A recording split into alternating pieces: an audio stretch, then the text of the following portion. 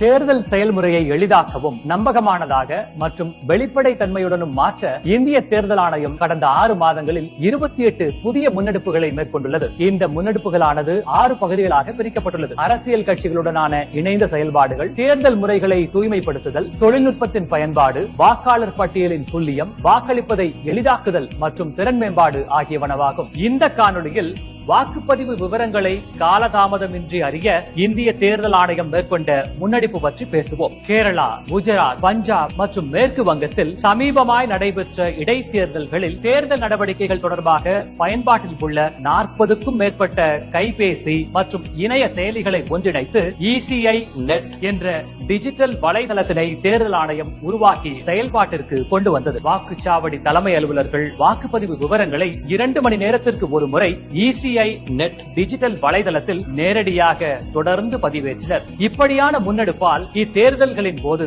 வாக்குப்பதிவு விவரங்களை எவ்வித காலதாமதமின்றி வெளிப்படை தன்மையுடன் அனைவரும் அறிந்து கொள்ள ஏதுவாக அமைந்தது.